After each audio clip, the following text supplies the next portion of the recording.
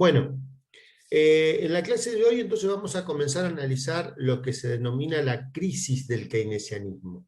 Yo voy a pasar a compartir un poco el material que estuvimos utilizando hasta ahora.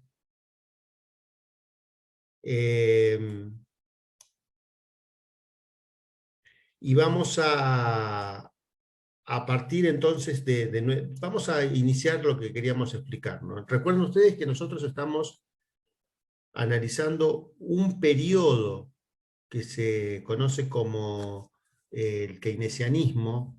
También, si lo analizamos de la perspectiva estatal, el formato estatal es el estado de bienestar keynesiano, que es el periodo que va desde el fin de la Segunda Guerra Mundial hasta mediados de la década del 70. Justamente, nosotros en las clases anteriores estuvimos analizando cómo surgió este proceso, cómo funcionaba este proceso, y hoy vamos a analizar entonces, el tercer momento es cómo entró en crisis este modelo de organización de la vida social, y vamos a ver cuál fue la respuesta a ese modelo. Vamos a iniciar, pero lo vamos a dejar para la clase de mañana.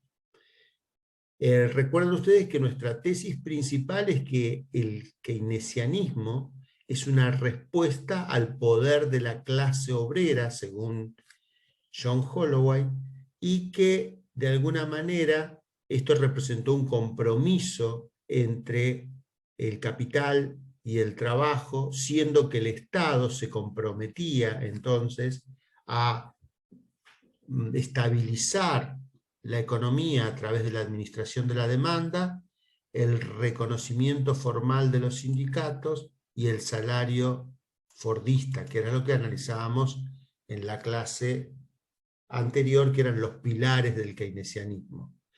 Y recuerdan ustedes que estos pilares del keynesianismo estaban sobre la base de un ordenamiento mundial que se había organizado bajo la hegemonía de los Estados Unidos en lo que se denominó la Conferencia de Bretton Woods, en donde se establecieron las condiciones internacionales para el funcionamiento de este tipo de organización de la vida económica y exportación, también hay que decirlo, de la vida y el estilo de vida americano al resto del mundo.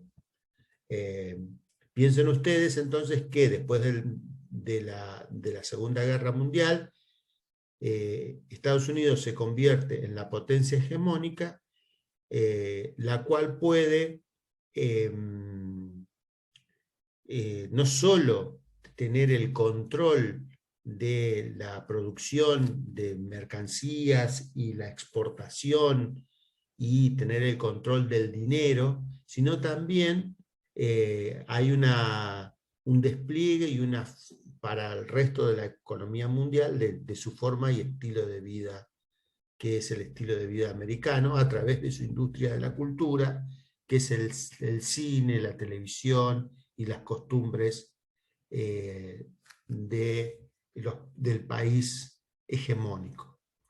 ¿Recuerdan ustedes entonces? Esto del pilar del keynesianismo ya lo estuvimos analizando en la clase pasada, lo pueden revisar en la clase anterior, pero vamos a ver que este periodo de años dorados del keynesianismo comenzó aproximadamente desde fines de la década del 70 y hacia mediados de la década del 70 a mostrar signos de agotamiento, signos críticos, que se expresaron en dos síntomas.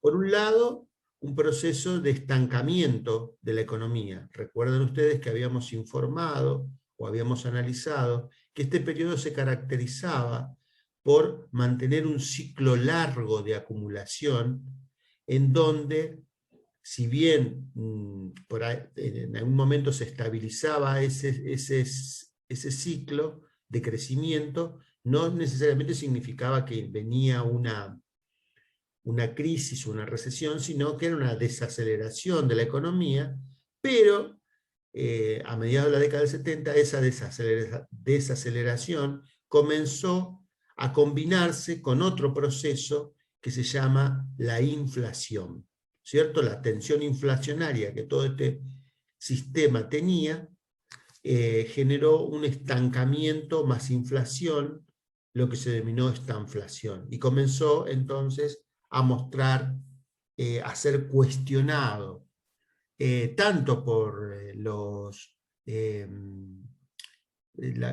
sectores de la socialdemocracia, que vendría a ser un poco más a la izquierda, como por los sectores más conservadores. En general, lo que se suele decir y que se instala en el sentido común es que la crisis del keynesianismo se debe a que el Estado, dicen los neoconservadores o los neoliberales, que el Estado interviene demasiado en la economía, desincentivando a la inversión de capital. Y el otro argumento que utilizan los neoconservadores es que, que los sindicatos, recuerden ustedes que uno de los pilares del keynesianismo es el reconocimiento formal de los sindicatos y los salarios fordistas. Entonces, ¿qué dicen? Que los sindicatos tienen tantas demandas salariales y tienen tanto reconocimiento a través de la legislación laboral, que eso hace que los trabajadores les dé lo mismo trabajar que no trabajar. Esto es importante mencionarlo porque de alguna manera en el keynesianismo se había creado sistemas de seguridad social que posibilitaban que si una persona quedase fuera del mercado porque quedase desempleado, existía un mecanismo que se llama seguro de desempleo, que posibilitaba a la clase obrera a mantener la misma condición salarial entre el 82 y el 92% de su último salario hasta que consiga un nuevo empleo. Eso es en los países más desarrollados. Y en los países como los nuestros, como los países de América Latina o inclusive Argentina muy específicamente, no es que existe también el seguro de desempleo, pero la política, como no se podía desarrollar una política de esas características, se desarrolló algo que se llama indemnización por despido. O sea, te pagan X cantidad de salarios por si te despiden. Eso significa que es una suerte de protección al trabajador porque de alguna manera lo que produce es un desincentivo al capitalista a que te despida porque es muy costoso despedir. ¿Se entiende? Entonces los neoconservadores, sobre todo en Europa, teniendo en cuenta que bajo el diagnóstico de que los sindicatos tenían demasiado poder y el otro diagnóstico que el Estado intervenía demasiado en la economía, proponían o propusieron, y de hecho lo consiguieron en la mayoría de los países, realizar políticas de retiro del Estado de esas intervenciones en el mercado y de una lucha frontal contra los sindicatos, un enfrentamiento contra los sindicatos y un debilitamiento de los sindicatos. Eso es lo que... Sí. Disculpe, ¿podría repetirlo, por favor? Sí, entonces, les contaba que lo que sucedió efectivamente cuando se implementaron las políticas neoliberales, después vamos a hablar del neoliberalismo, simplemente quiero poner esta introducción para ponerlos en una visión reconstructiva, ¿no?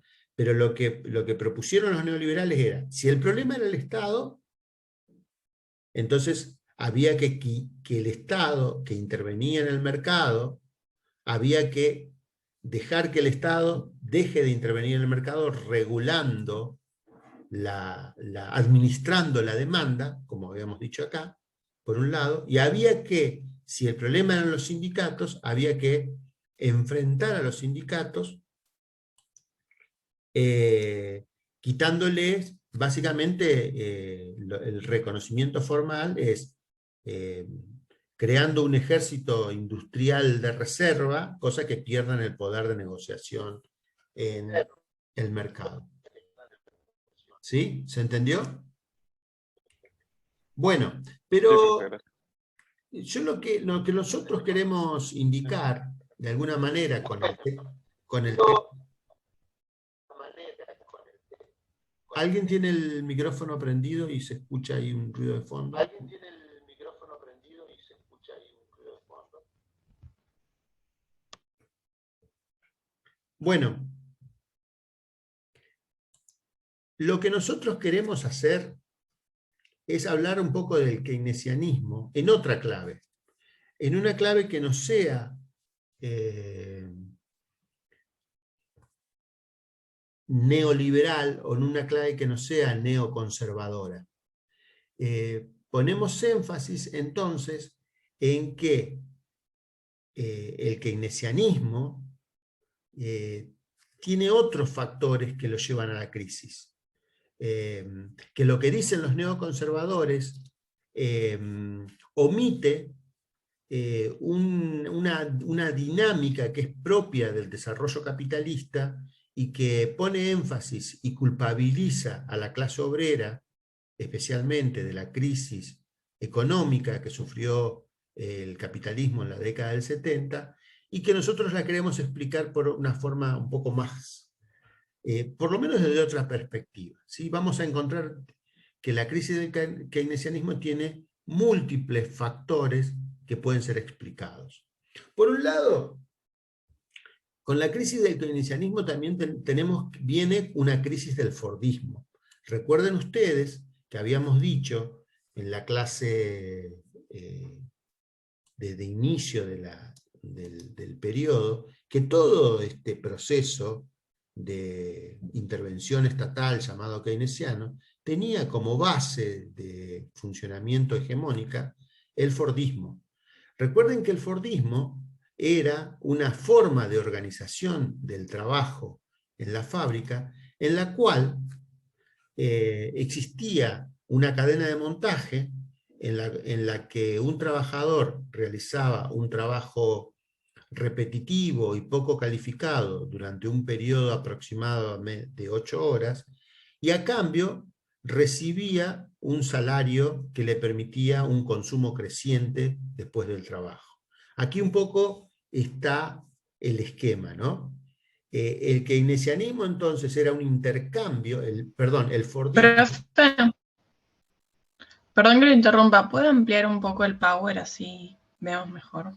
Ah, bueno, si estoy con una Porque sea computadora, muy chiquito. ahí puede ser. Hay un poco menos, porque ahí no sé. Ahí está. Ahí la voy moviendo después, ¿sí? ¿Ahí ves? Se ve perfecto, profe. Bueno, le decía entonces que de alguna manera el fordismo implicaba un esquema de relación entre capital y el trabajo que conllevaba a un alto grado de alienación en el trabajo. ¿Por qué digo alienación? ¿O cuál es el concepto de alienación que ustedes se van a encontrar en el texto? Se van a encontrar con el siguiente concepto. El trabajo humano tiene un cierto grado de creatividad, ¿no es cierto? Nosotros somos seres creativos. Pero si estamos en una cadena de montaje donde tenemos que realizar una tarea repetitiva y poco calificado, se nos impone a esa creatividad una forma que se hace predeterminada por el capital y que impide que desarrollar esa forma de creatividad. Ese es el concepto que van a encontrar en el texto de John Holloway. ¿Sí?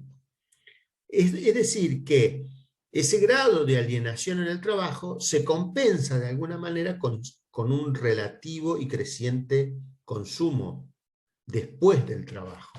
Es decir, que ustedes recuerdan que el contrato salarial fordista era casi una suma significativa para lo que había significado los ingresos de la clase obrera históricamente, y que le permitían comprarse un auto, tener vacaciones, tener, comprar la posibilidad de comprar una casa, de mandar a sus hijos a la universidad, o sea, un conjunto de posibilidades que se abrieron a la clase obrera después de la Segunda Guerra Mundial, que no existían, pero a cambio era un alto grado de alienación dentro de la fábrica, que el descontento, todo ese descontento que se generó a final, porque esto comenzó a suceder, como yo les decía, a finales de la década del 60. Cuando nosotros vemos las fábricas al finales de la década del 60, ustedes imagínense que una generación se pasó años y años en una cadena de montaje realizando un trabajo repetitivo y poco calificado. O sea, no un año, sino 20 años, 25 años de trabajo en el mismo lugar de trabajo. La gran mayoría de los obreros, digamos, tenían estabilidad en el empleo, tenían prestaciones sociales, tenían las garantías de estabilidad laboral, pero al costo de tener un alto grado de alienación durante todos esos años. Entonces, todo ese descontento, ¿cómo se regulaba? A través de la negociación colectiva de los sindicatos. Porque los sindicatos eran los que, si nosotros estábamos descontentos en el trabajo, lo que podíamos era canalizar esa demanda, ese descontento a través de los sindicatos. O sea que, vamos a ir pasando nuestro power.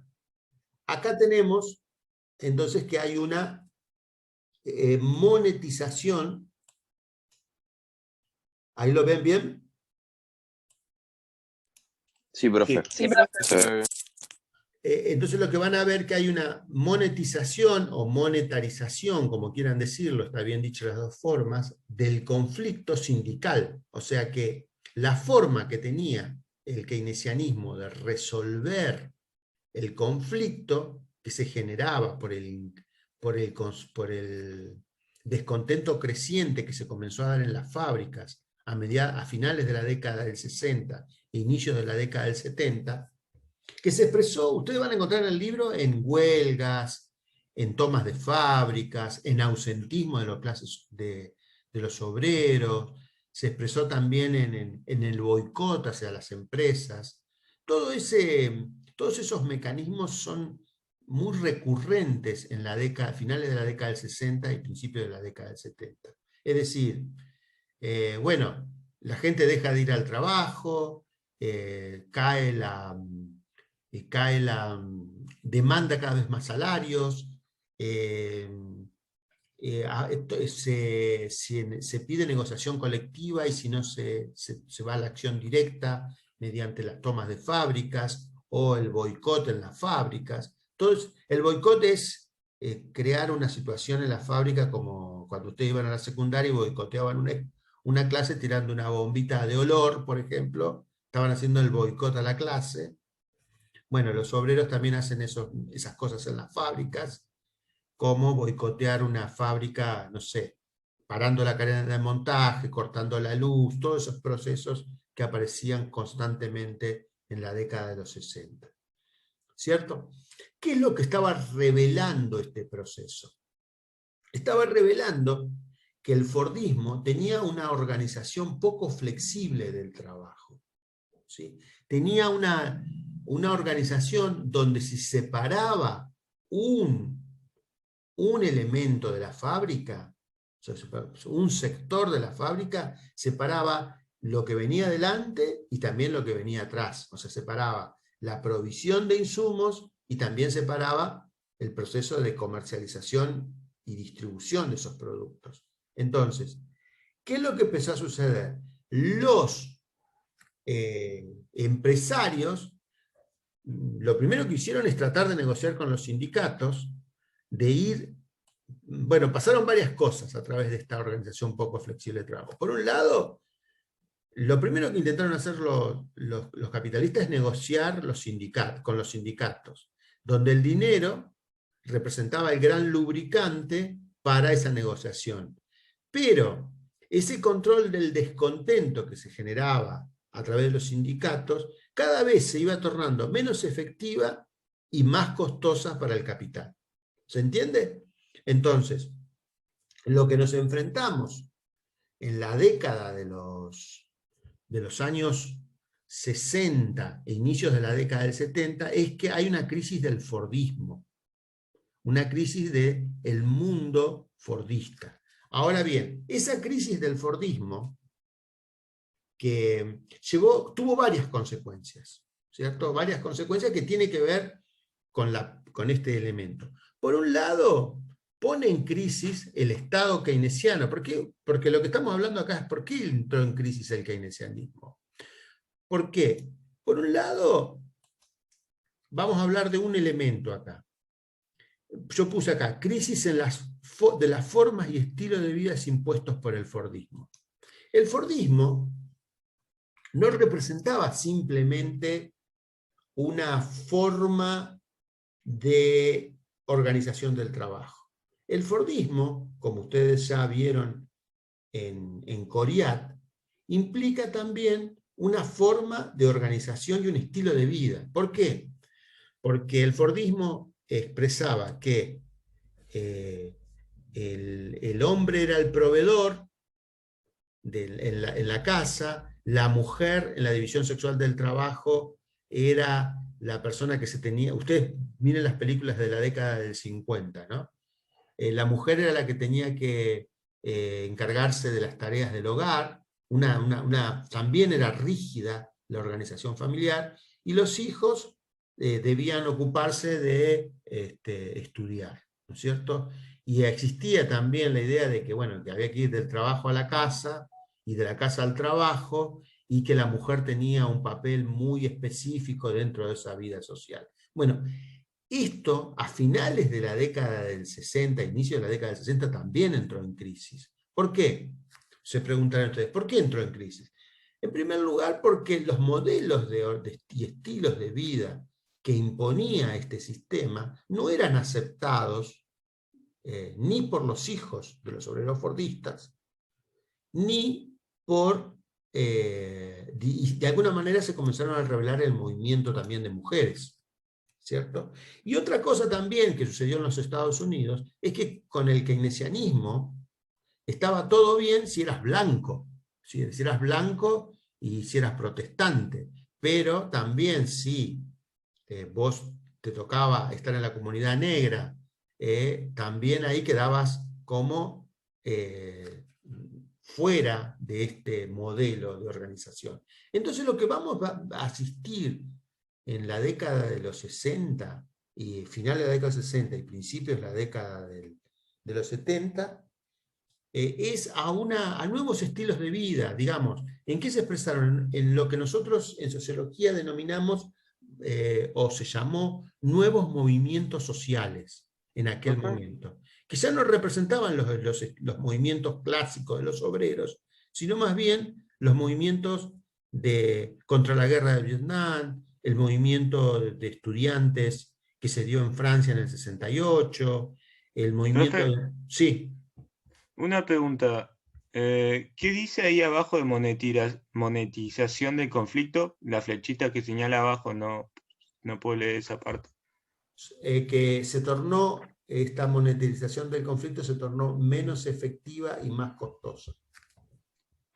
Gracias, profe. Profe, Disculpe por interrumpir. Sí. con respecto a lo que está hablando, ¿eso quiere decir que es un nacimiento de movimientos hippies, podría decirse?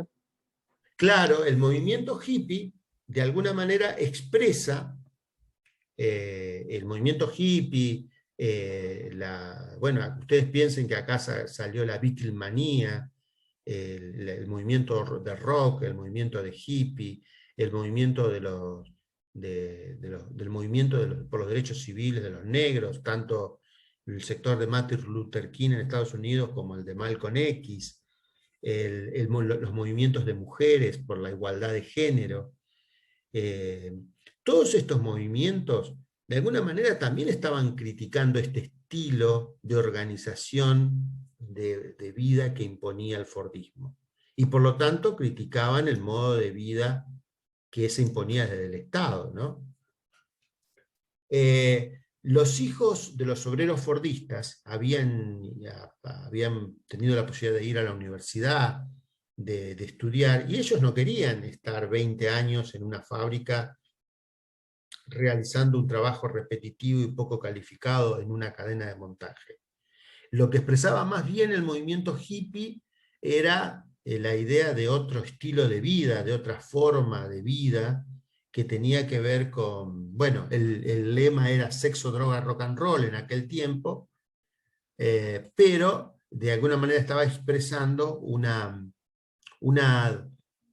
flexibilización de todas estas relaciones sociales que se habían establecido durante el keynesianismo. ¿Me van siguiendo entonces? O sea que uno de los elementos críticos del keynesianismo es que hay una crisis del fordismo y por lo tanto hay una especie, de un punto de vista de la sociedad civil, al destruirse o al ponerse en cuestión las formas rígidas o poco flexibles del fordismo, provocó también una crisis en las formas de intervención estatal que imponían estilos de vida y ponían formas de organización de la vida social que también resultaban rígidas y se expresaron en el surgimiento de los movimientos sociales de los años 60. Uno de ellos, de los más importantes, fue el movimiento estudiantil, ¿no? Sobre todo en Francia, en mayo del 68, pero también en Argentina hace unos días se cumplió un aniversario del Cordobazo en Argentina, que fue en 1969. Lo que fue los movimientos estudiantiles en México. Profe, Sí. una consulta, disculpe que le interrumpa. ¿Se puede decir que digamos esto que pasaba en países más desarrollados, como que empezaron a quizás rebelarse, entre comillas, fue como un dominó, por así decirlo, en países menos desarrollados, por ejemplo, lo que es Latinoamérica o quizás otros, como abriéndole los ojos, más o menos se podría interpretar de esa manera, como, digamos, escalones, por así decirlo? Sí, podría interpretarse de esa manera como un efecto de, como vos decís, dominó, pero bueno, pero el Cordobazo tiene también si uno analiza específicamente lo que sucedió en Argentina con el Cordobazo y con el movimiento estudiantil, con lo que sucedió en la Universidad de Onganía, tiene una historia particular, ¿sí? No es que ven lo que sucede en Europa y lo copian de manera directa, sino que de alguna manera uno de los ídolos del movimiento de mayo del 68 era Ernesto Che Guevara, ¿no? Y estaban todas las banderas, y Ernesto Che Guevara era un argentino que había hecho la revolución en Cuba. Y otro de los ídolos que tenía el movimiento de Francia era Mao Zedong, ¿cierto? O Ho Chi Minh, que eran gente del tercer mundo, o sea que el tercer mundo también inspiraba a las luchas de los países centrales, ¿cierto? Nasser, Ernesto Guevara, Ho Chi Minh,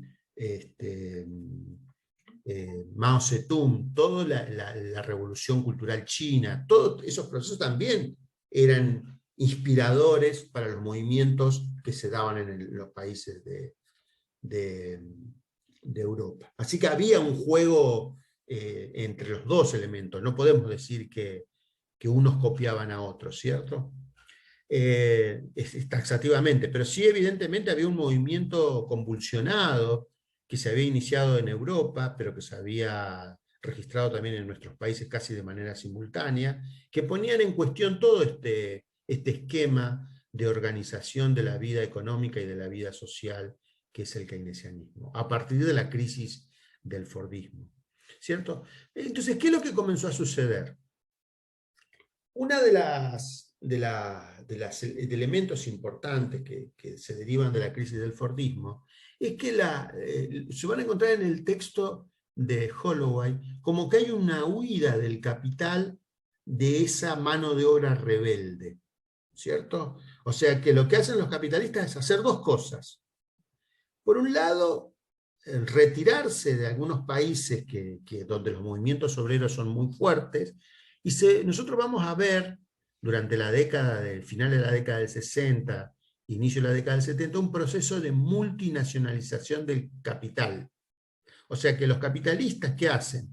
Van a combinar salarios más baratos, como ¿se acuerdan que hablamos del imperialismo moderno? Bueno, acá hay como una vuelta de tuerca en los años, finales de los años 70 y principios de los años 70, de ir a lugares donde los salarios sean baratos, pero se pueda con gran eficiencia tecnológica, ¿no es cierto? Entonces nosotros tenemos la posibilidad de construir un auto tan bueno como el de Estados Unidos en la frontera mexicana, con salarios mucho más baratos, y ponerle el sello de Made in USA, al principio, ¿no? Hoy ya vemos que se hace totalmente diferente, pero esto comenzó a realizarse en las empresas. Las empresas comenzaron a buscar otros mercados donde pueden encontrar obreros muy, muy formados, muy habilidosos, y pueden transferir toda la tecnología que les provoca crisis en los países centrales. Por eso ustedes podrían ver hoy que una ciudad como Detroit, que era la que fabricaba los autos en Estados Unidos, sea una ciudad que está vacía, ¿no? O como los grandes centros urbanos e industriales del cordón industrial de Córdoba, Buenos Aires, Rosario. Ustedes van a ver que en la década del 90 quedó totalmente vaciado todo ese proceso, debido a que las empresas se buscaban lugares donde donde los salarios sean más bajos, los obreros sean sean muy eficientes, y al mismo tiempo puedan utilizar tecnología de base, de punta, digamos, de última generación. Y acá viene el segundo elemento, que hubo un proceso de innovaciones tecnológicas, que la innovación tecnológica que se incorporó es la que conocemos actualmente, ¿no? Lo que hablamos el otro día, ¿se acuerdan cuando hablamos el otro día de trabajo? Que hablamos del trabajo flexible. Bueno, lo que fue sucediendo acá es que se fueron incorporando nuevas tecnologías mucho más flexibles, un poco debido a la presión que ejercían los trabajadores. Después vamos a ver un texto que se llama La Rosa Roja de Nissan, cómo fue ese proceso en Inglaterra, pero sirve como modelo para ver cómo se incorpora un modelo de construcción de autos totalmente diferentes al modelo fordista, donde el trabajo es más flexible, pero el trabajo más flexible, ¿qué es lo que provoca? Provoca mayor desempleo, ¿cierto? Y políticas de segregación. O sea que nosotros, cuando vemos ese proceso que se conoce como globalización del capital, vamos a ver dos cosas.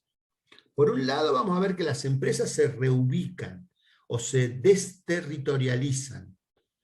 ¿Qué quiere decir esto? Que se colocan en nuevos territorios donde tienen las características que mencioné aquí arriba, y por otro lado, se van incorporando en todas las ramas de producción. Por supuesto comienzan en los autos, pero hoy lo podemos ver que está incorporado en todas las ramas de producción, donde las características del trabajo tienen las que señalamos durante las clases del trabajo. Y este proceso comienza entonces con la crisis del keynesianismo. Ahora bien, si el keynesianismo se comprometía como modelo de organización económico-social, garantizar el pleno empleo y la estabilidad en el empleo, eso lo podía hacer en tanto y en cuanto no existiesen miles y miles de desempleados. O sea, podía garantizar ese seguro de desempleo, podía garantizar que los trabajadores no queden expuestos a los vaivenes de la lógica del mercado, en tanto y en cuanto existiese un número reducido de desempleo. que en la década del 70 era el 1.4 de desempleo, que significa que es el empleo. Profe, Sí. podríamos decir que entonces los empresarios medio que forzaron al Estado a cambiar de modelo, Yo acá es como puse, a intervenir menos. la idea de lucha de clases, ¿cierto? ¿Vieron acá hay un esquemita abajo? Hay un esquema que se llama de lucha de clases. Yo creo que tiene que ver con la lucha entre el capital y el trabajo, ¿no es cierto? Si los trabajadores están muy organizados y los capitalistas sienten que ese nivel de organización les impide el proceso de acumulación del capital, van a elaborar estrategias, ya sea tecnológicas o estrategias empresariales de modelo de negocios, como irse a otro país o incorporar nuevas tecnologías que le quiten poder al trabajo, ¿cierto? Y una cosa que es muy importante que ustedes tienen que tener en cuenta, que esto tiene que ver con el proceso de racionalización del trabajo, que esto no es problema de si los sindicatos, si los trabajadores, como dicen los neoconservadores o los neoliberales. Este es un problema de la dinámica del capitalismo. El capitalismo está expuesto constantemente a la lucha de clases. Lo que había sucedido en la década del keynesianismo durante 1945, 1973, es como que se había generado un estado de compromiso. Pero cuando ese estado de compromiso se rompió porque se estabilizó la economía y comenzó a haber inflación, entonces comenzó ese proceso de lucha de clases y empezaron a desatar todos estos procesos que estamos desarrollando en esta manera.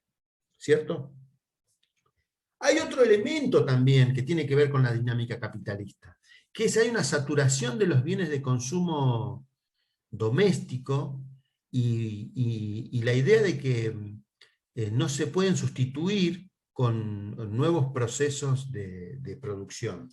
Y van a ver ahí, esto ya un poco lo señala Annie Leonard en el texto, de que cuando uno, no sé si ustedes tienen la posibilidad, no sé si alguno de ustedes tiene todavía una heladera Siam, por ejemplo, esas heladeras gordas que se abren con la puerta, con la mano, capaz que todavía existen, no sé si todavía, ya tienen muchos años.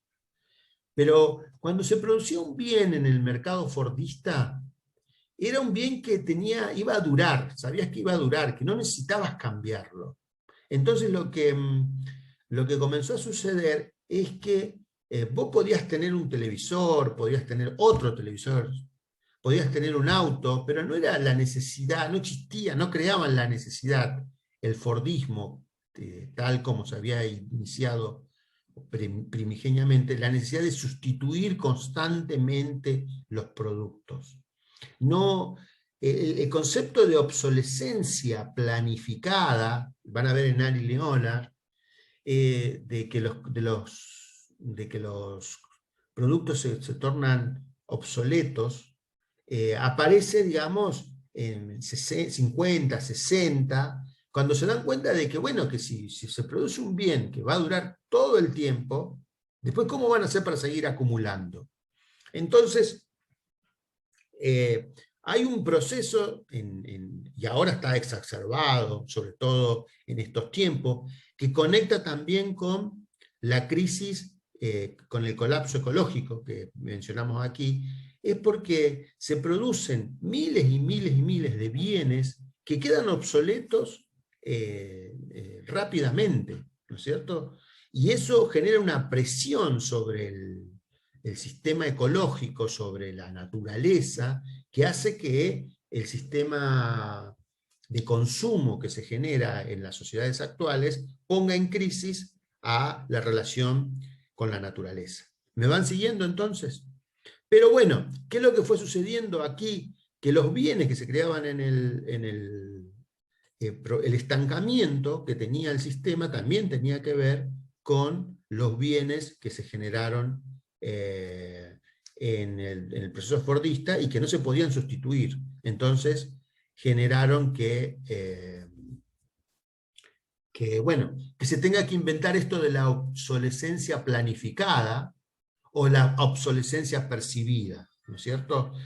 Donde ustedes van a comprarse una computadora que les va a funcionar no sé, 3, 4 años, 5, y se le va a empezar a romper, o simplemente lo que dice Annie Leonard es que las computadoras van cambiando su potencia, y lo único que hay que cambiar es un microchip, y para cambiar ese microchip hay que cambiar modifican toda la arquitectura de la placa madre, y hay que cambiar todo el equipo.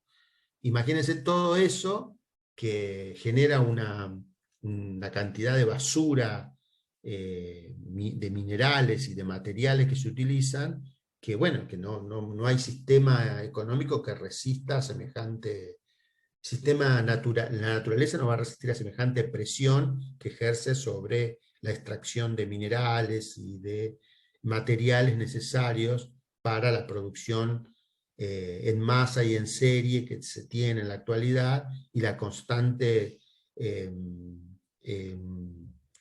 sustitución de los bienes que nosotros poseemos.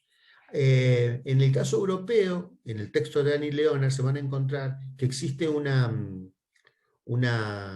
empresa, L&M, que tiene 16 temporadas de moda, ¿cierto? Imagínense usted que cada 2 semanas lanzan una nueva línea de productos que tienen ropa, que es muy barata y que va renovando todo el esquema de la moda, ¿no es cierto? ¿Me van siguiendo hasta aquí entonces? ¿Cómo esto se va derrumbando, cómo el keynesianismo se va derrumbando, cómo los trabajadores el Estado ya no puede sostener una situación de estas características? No puede sostener a trabajadores que quedan desempleados porque las Profe, empresas se van, o porque innovan tecnológicamente y lo dejan fuera del mercado. Sí. H&M entraría como un gran contaminador, ¿no? Porque cambia sus modas cada semana prácticamente, Sí, con respecto sí. a los artículos. Ah, no está Yo bien dije que L&M y es H&M, sí, gracias por la corrección. Sí, sí, en el texto de Annie Leonard ustedes van a encontrar la cantidad de agua que se necesita para em, realizar una remera. Si alguien levantó la mano, que puede intervenir.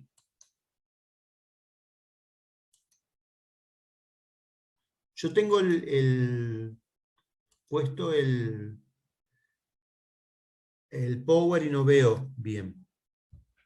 ¿Alguien quería intervenir? Profe, yo Sí. no entendí en eso del punto 3, ¿Qué no justo se me entendiste? fue el internet encima. ¿El punto Que 3? cuando explicó, sí, que dice la saturación de la producción de bienes de consumo. Claro. ¿Qué significa que significa que se satura el mercado? ¿Cierto? Cuando los productos del Fordismo, los bienes del Fordismo, son bienes que son duraderos. O sea, me imagino que tendrás un celular vos, ¿no es cierto? Bueno, ese celular tiene un uso que es planificado, que te va a durar bien durante un determinado periodo, o un uso que va a tener una obsolescencia percibida, que vos vas a percibir que ya tu celular deberías cambiarlo, aunque funcione, ¿cierto? Bueno, esas ideas que nosotros tenemos ahora acerca de los bienes no existían cuando se inició el Fordismo. Los bienes eran duraderos y duraban. Entonces, ¿qué pasaba con las empresas? Las empresas no tenían demanda de nuevos bienes y no era posible crear. Entonces, tuvieron que idear un sistema de crear nuevos productos, nuevos materiales, y que esos productos y esos nuevos materiales que se gestan en el mercado, digamos, se puedan sustituir constantemente, ¿me entendés? Puedas cambiar constantemente el celular, si tenés un televisor de 20, querés tener uno de 32, si tenés uno de 32, querés tener uno de 40, si tenés uno de 40, querés tener uno de 50, si querés tener HD o Super HD, Ultra HD, Ultra K, todas esas tecnologías que ustedes aparecen y muestran, o los materiales que tienen que ver con la moda, de que si un año se usa el taco grueso, el otro año se usa el taco fino, y un año se usa los pantalones estilo ancho en los pies, otro se usa en estilo corto. Todo Incluso eso hasta hace, con los colores, profe. claro, Los ¿Puedo colores decir también algo, se José? definen por temporada. sí, sí, sí. ¿Quién me dijo? ¿Puedo? Sí. Laura Blanco, profesora, Lau, ¿puedo decir sí, algo? sí, sí. No, quería recuperar este tema porque cuando trabajamos la crisis de 1929, en uno de los parciales que corregí yo, preguntábamos la explicación de la crisis del 29, y muchos estudiantes pusieron que una de las razones era que eran bienes duraderos. Esa no fue la razón del 29, fue la razón del 73. Quiero aclararlo, porque ahí el subconsumo y la sobreproducción en el 29 tiene otros ribetes, porque todavía no hubo tiempo para demostrar que esos bienes eran duraderos ahí, ¿no? Hubo una gran depresión. Además de que en la crisis del 73, la saturación, como dice el profe, además de porque son duraderos, es porque son iguales, digamos, es producción en masa y en serie. Entonces no hay sustitución, además, porque digamos, no había esta invasión de las campañas publicitarias. Entonces ahí apareció el marketing, la publicidad, diciéndote que además de ser obsoleto, porque había venido, digamos, un producto tecnológicamente superior, no estaba a la moda. Entonces se conjugan en el capitalismo, ¿no?, esta necesidad de evitar las crisis de sobreproducción, matándote con publicidades, haciéndote creer, por eso, la obsolescencia programada y la obsolescencia percibida. Tal vez tu celu sigue funcionando, pero vos necesitas actualizarlo porque hay una vorágine consumista que te está diciendo que eso que ya tenés no sirve, ¿no? Y esto tiene que ver con las modas. Pero quería aclarar eso para que no se confunda, porque la crisis del 29 tiene su propia característica y esta tiene esta que dice el profe.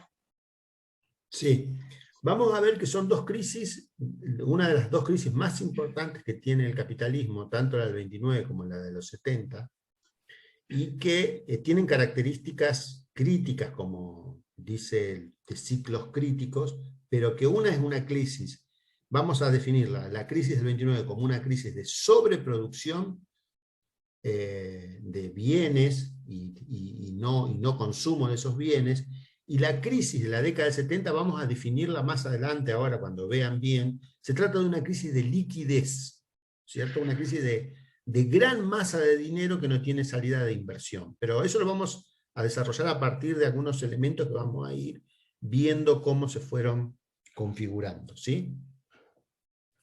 Bueno, alguien me había preguntado por esto del punto 3. ¿Quedó claro entonces cómo esto es de la saturación de los bienes de consumo doméstico?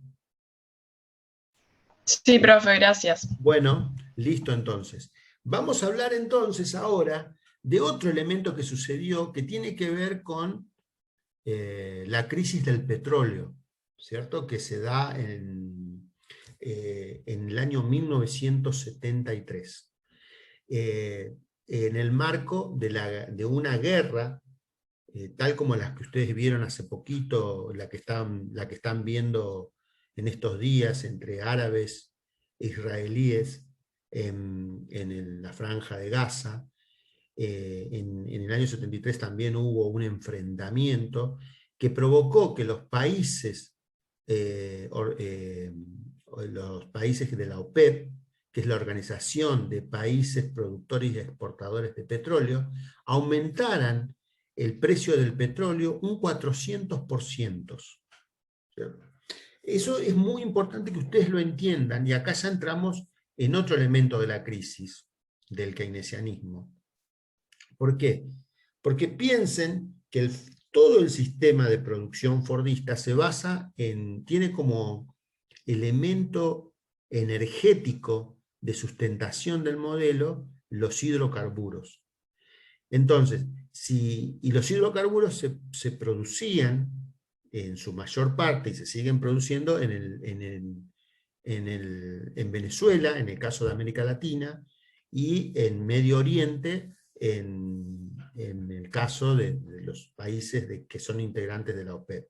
Entonces, ¿qué es lo que sucedió? Al aumentar unilateralmente el precio del petróleo, provocaron que se aumentasen los costos de producción, también un equivalente, que todo ese equivalente de aumento de la energía del 400% se trasladase, digamos, a los costos de producción y generase un proceso inflacionario. ¿Se entiende?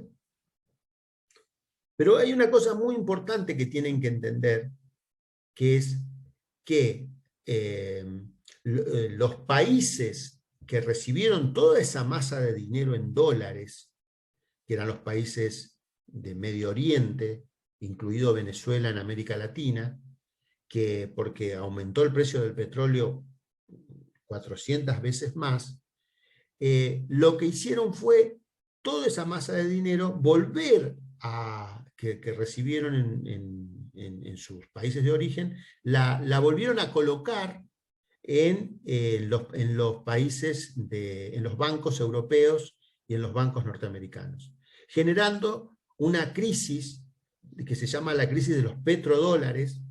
¿Por qué? Porque eso produce una gran inundación de dinero dentro del mercado sin ninguna salida de inversión, ¿cierto? ¿Se entiende cómo es eso?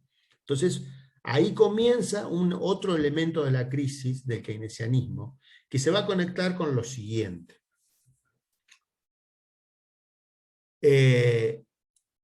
Voy a mencionar dos cosas. Profe, Sí, ¿podría repetir lo último, por favor? sí. Los países productores y exportadores de petróleo, que son los países de Medio Oriente, y en los que tenés que incluir también a Venezuela, en el caso de América Latina, aumentaron en el año 1973 el valor del petróleo el 400%. Eso significa que un barril que valía $4, de pronto pasó a valer $16. Como el sistema industrial fordista funciona en base a la energía de hidrocarburos, entonces todos los costos del aumento de esa energía van a parar a los precios de los productos. Por lo tanto, esa crisis del petróleo genera un proceso inflacionario. ¿Hasta ahí me va siguiendo?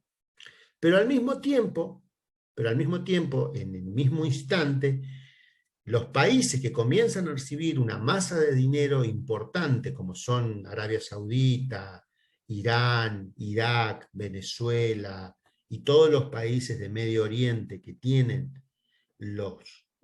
que reciben toda esa masa de dinero, ese dinero lo vuelven a invertir en bancos europeos, o lo colocan en bancos europeos y bancos norteamericanos. Y entonces generan una inundación de dólares, o de petrodólares, como se llamó en la época, que no tienen una salida de inversión. Recuerden ustedes que el sistema, que nunca olviden esto, nunca olviden este principio, que el principio que organiza el sistema capitalista es dinero, mercancía, dinero incrementado.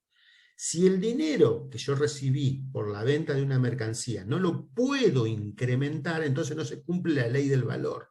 Si hay muchos, el dinero es un bien más dentro del capitalismo, que tiene que incrementarse su valor, ¿cierto? Si no encontramos salidas de inversión para el dinero, entonces ese bien se desvaloriza, ¿cierto? Vamos a ver bien qué consecuencias tuvo este proceso. ¿Se entendió ahora?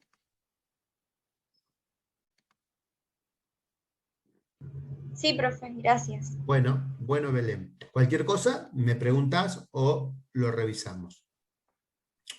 Vamos a tratar de explicar un poco esto que habla el autor, ¿no? Que dice, hay una caída de las tasas de ganancias en la década de los 70, ¿sí? Porque dice, no porque los trabajadores, porque no se le extraiga más plusvalía a los trabajadores, ni porque los trabajadores, porque yo les dije, los trabajadores se resistieron en la fábrica. Los trabajadores empezaron a hacer huelgas y pidieron más negociaciones y más dinero.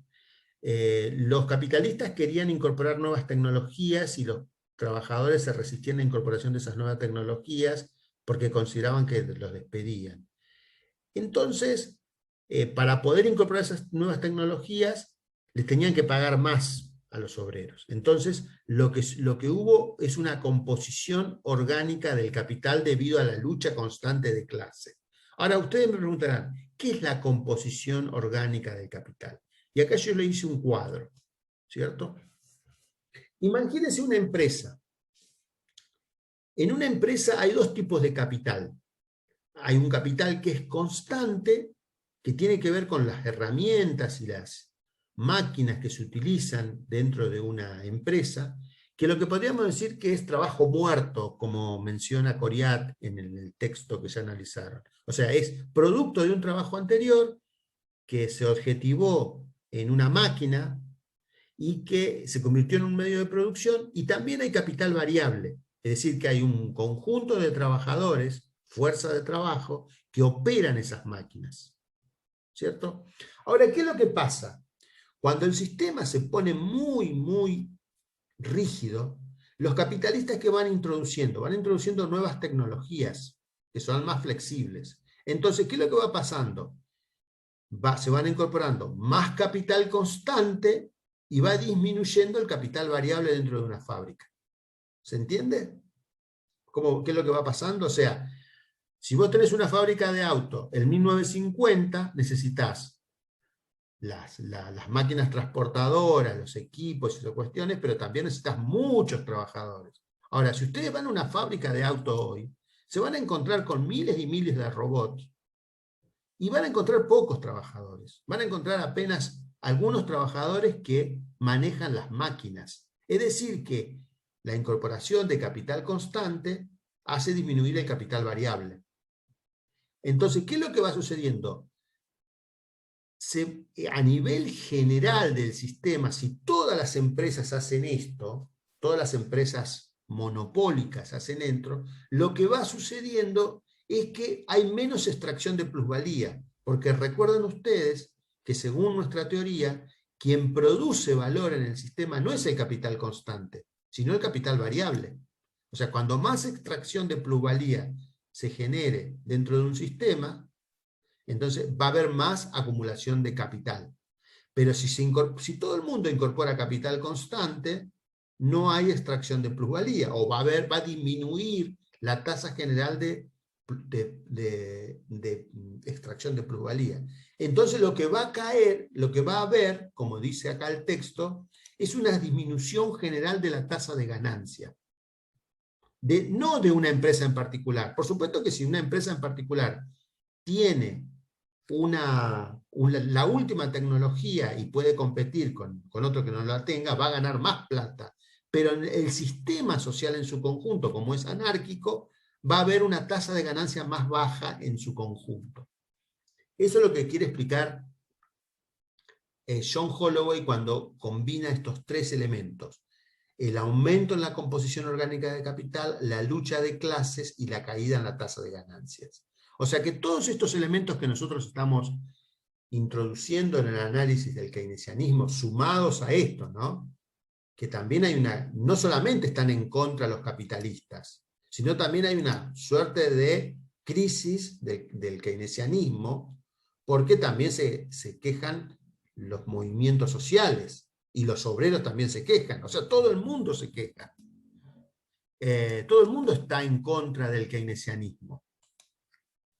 Por eso se llamaron los años dorados. Después cuando se vino el neoliberalismo y se vio que se atacó el trabajo y que el Estado dejó de ofrecer seguridad social, o que disminuyó la seguridad social, que disminuyeron... Bueno, ahí, hoy visto desde hoy, en la situación que el Estado no hace nada, o que tiene muy poca protección social del trabajador, tanto en legislación laboral como en algunas precauciones para contener frente a las crisis del mercado. Todo esto se ve extraño, pero ustedes lo pueden entender cuando vemos la lógica en su momento, cómo se fue generando en la década, finales de la década del 60 y principios de la década del 70.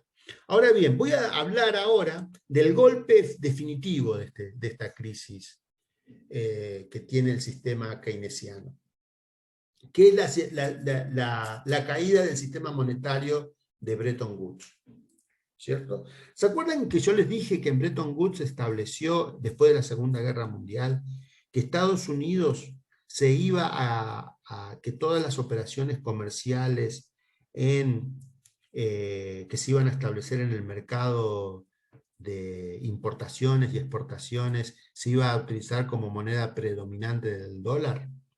Bueno, y que les conté que después de la Segunda Guerra Mundial Estados Unidos elaboró un plan que se llamaba Marshall para la recuperación de la economía europea.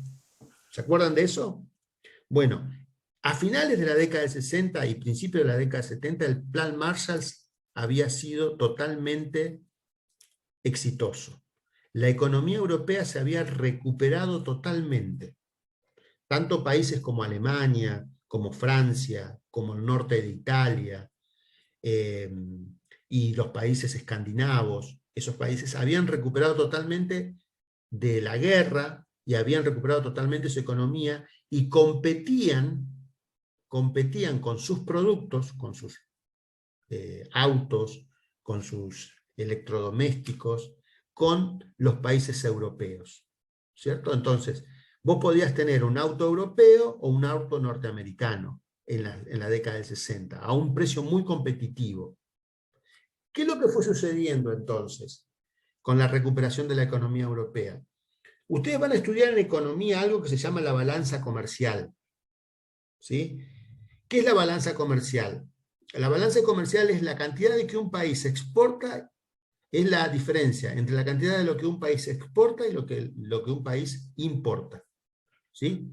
Si nosotros importamos muchos productos, veamos el caso argentino, si un Estado como Argentina importa muchos productos, y los privados por supuesto, y exporta poco, va a tener una balanza comercial deficitaria, o sea, va a haber más salida de divisas y menos salida, y va a haber un déficit en la balanza comercial, o sea, va a haber pocos dólares.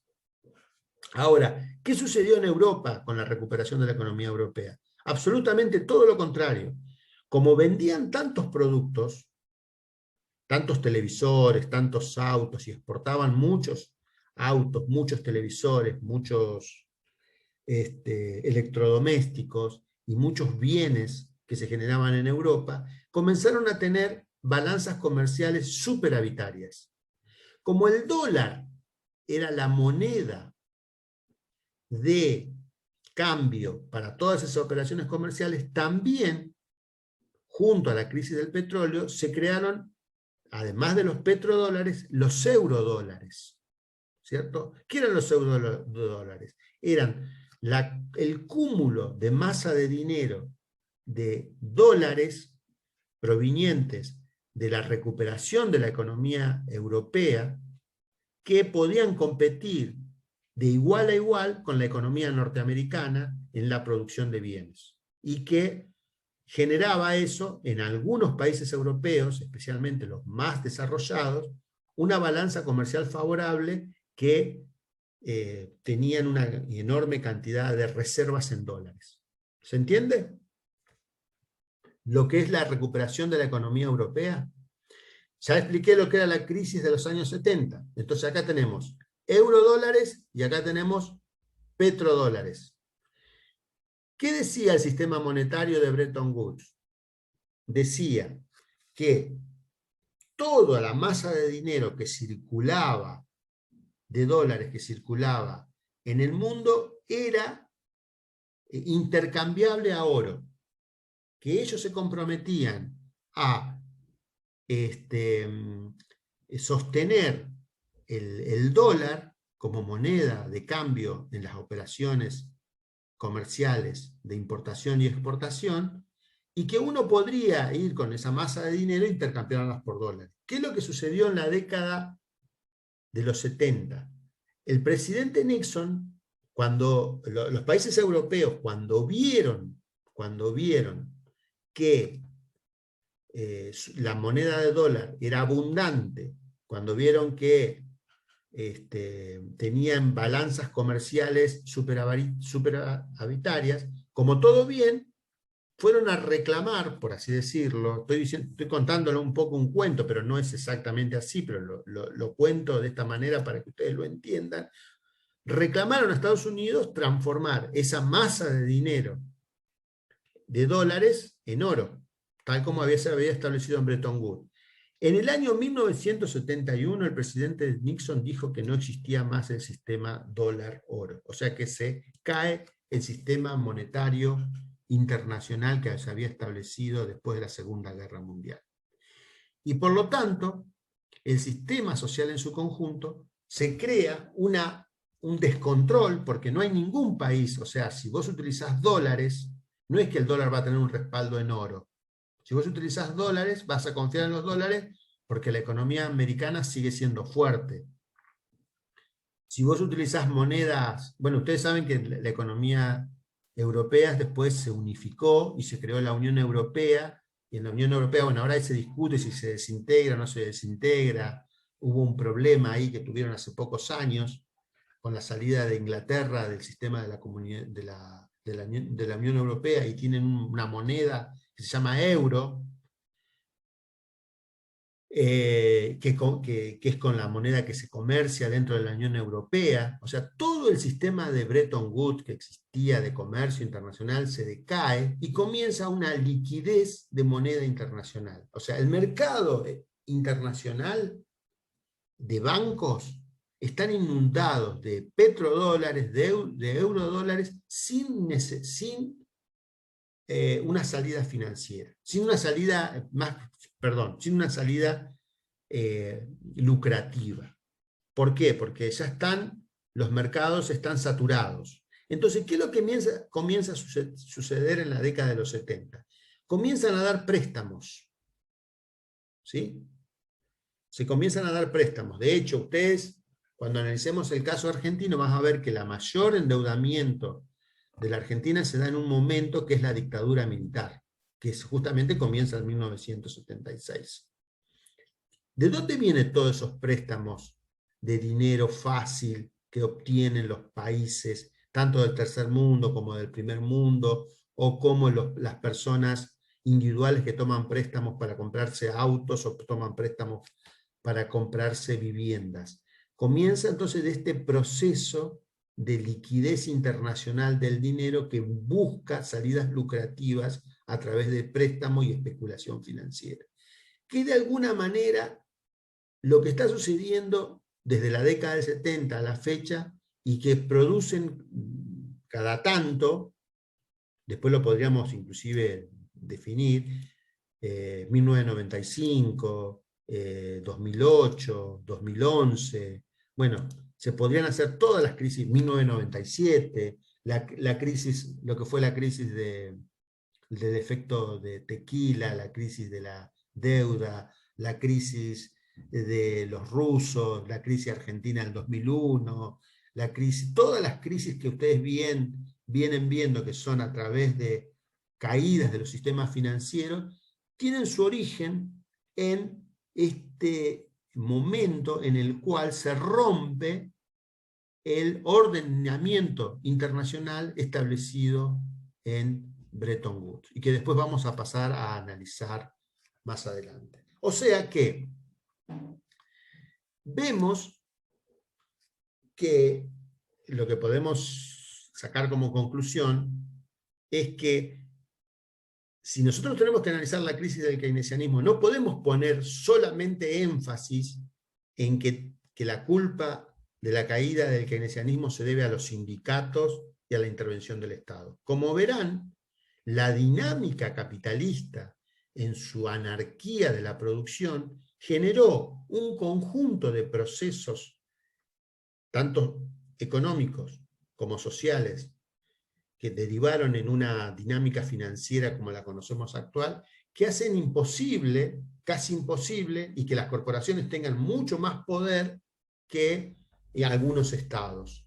Entonces, genera una situación constante de inestabilidad mundial y inestabilidad social, que es la que estamos atravesando en la actualidad.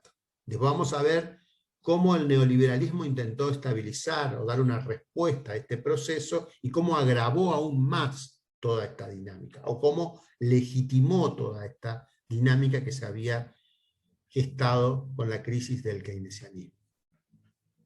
Dicho esto, entonces, ustedes tienen un panorama más o menos general de la crisis de los estados de bienestar o la crisis de las dinámicas keynesianas que se fueron dando en la década, que fueron entrando en movimientos de crisis a finales de la década de los 60 e inicios de la década de los 70. Hay un interregno que está entre 1973 y recién en 1989 y 1990 comienzan a ganar gobiernos neoliberales, que es el momento en el cual se intentó salir de la crisis con las herramientas que tenía el propio sistema social, que era tratar de negociar con los sindicatos, tratar de que los sindicatos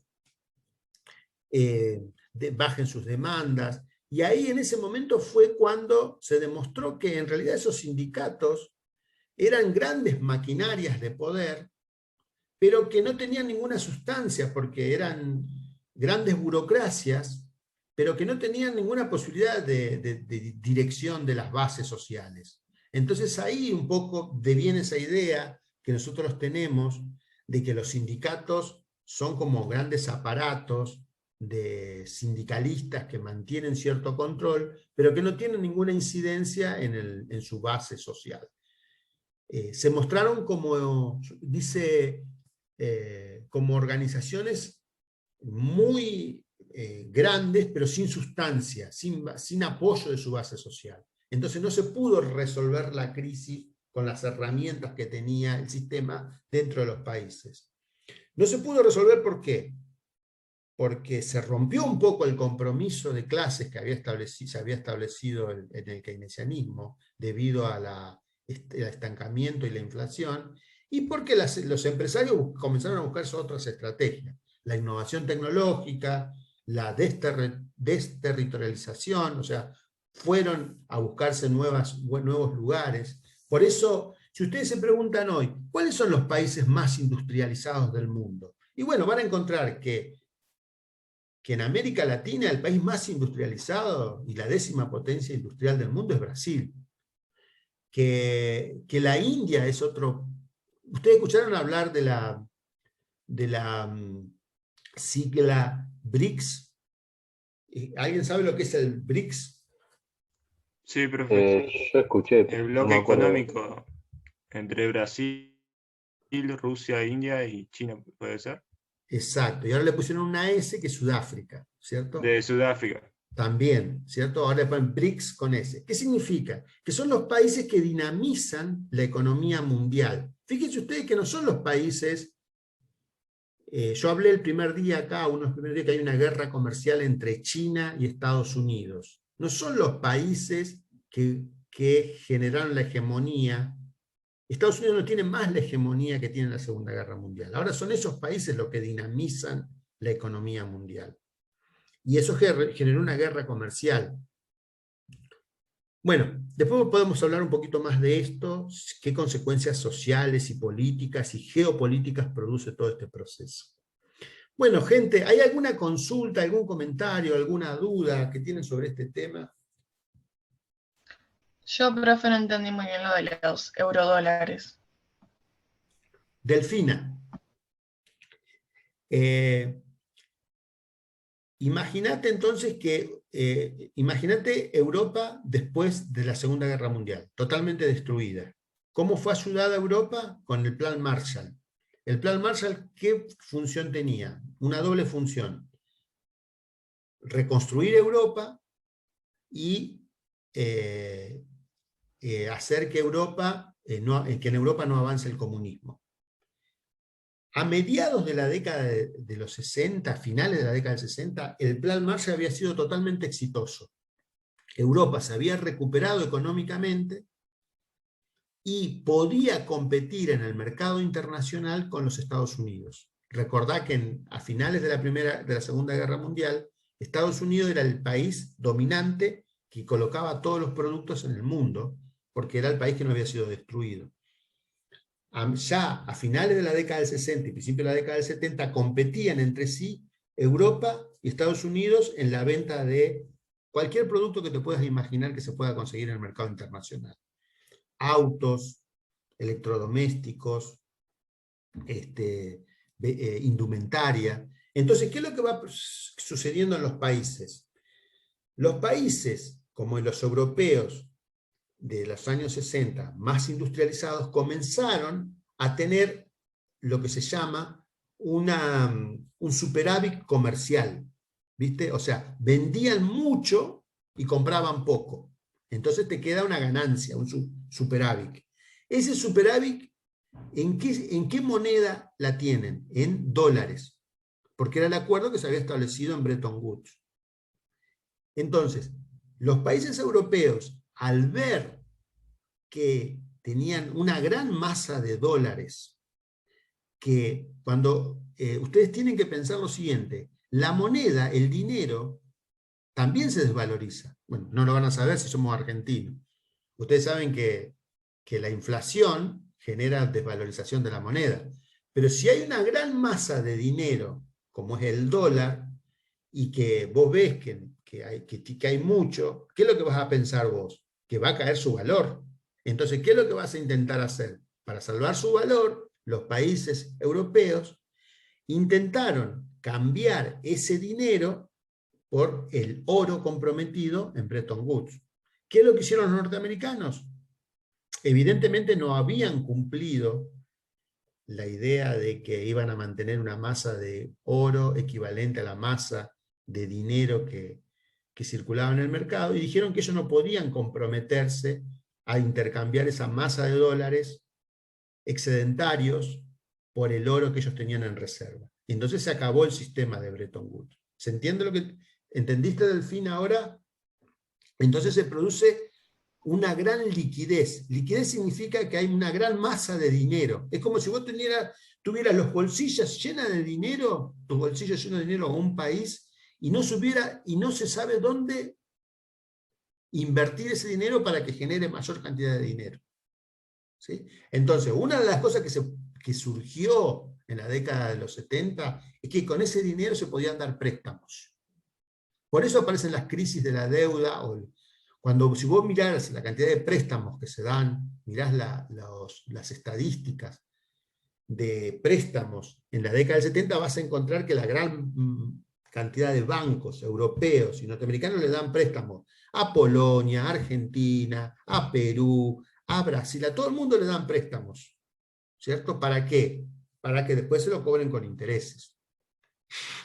¿Se entiende, Delfina, cómo es eso? Sí, profe, ahí entendí, gracias. En el caso argentino, esos préstamos, ¿para qué se utilizaron? Bueno, en el caso argentino, esos préstamos, vamos a ver que son parte de la bicicleta financiera. Significaron...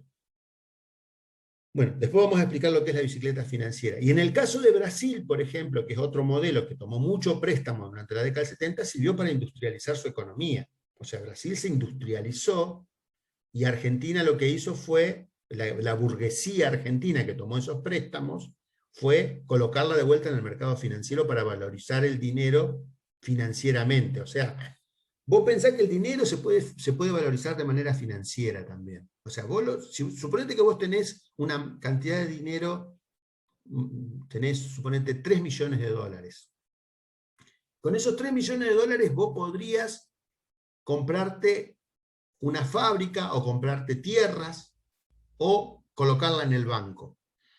Seguramente vos, que estás estudiando economía, vas a saber cuál es el nivel de rentabilidad que tiene cada una de esas inversiones. Suponete que la tierra, comprar tierra y ponerla a producir te da el 10% anual, producir en una fábrica te da el 15% anual, y colocarla en el mercado financiero te da el 20% anual. ¿Dónde vas a colocar el dinero vos? Delfina, esos 3 millones de dólares? ¿Comprando tierras? ¿Comprándote una fábrica? ¿O colocándolo en el mercado financiero? ¿Me entendiste, Delfina? Sí, profe. Entonces van a ver un cálculo, eso es lo que hacen los capitalistas, calcula donde tiene mayor rentabilidad. Y hoy la mayor rentabilidad, por la forma en que se estructuró la economía capitalista, está en la especulación financiera. Que tiene que ver con las crisis financieras que estamos viviendo y lo que tienen que hacer los países para captar esos fondos internacionales que circulan por el mundo. ¿Alguna otra consulta? De mi parte, no, profe. Bueno, entonces, mañana seguimos con el neoliberalismo. Entonces, ¿cómo se resolvió esto con el neoliberalismo?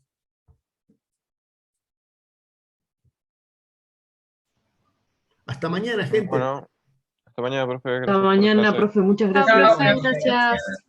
Chao, profe. Hasta luego, profe. Buen día.